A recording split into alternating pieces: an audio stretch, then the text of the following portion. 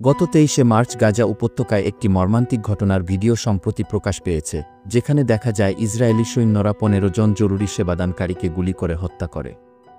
Video ফুটেজটি প্যালেস্টাইনের red crescent কর্তৃক ৭ April প্রকাশ করা হয়, যা ইসরায়েলের পূর্ববর্তী বক্তব্যের সম্পূর্ণ বিপরীত চিত্রও তুলে ধরে।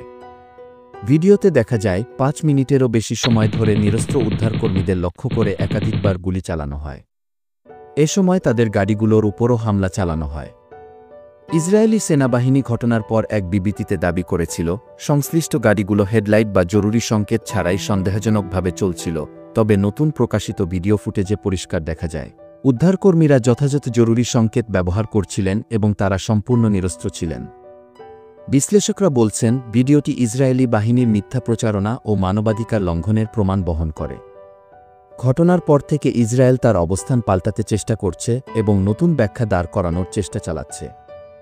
এই ঘটনায় আন্তর্জাতিক মহলে নিন্দার ঝড় উঠেছে এবং মানবাধিকার সংস্থাগুলো নিরপেক্ষ তদন্তের আহ্বান জানিয়েছে।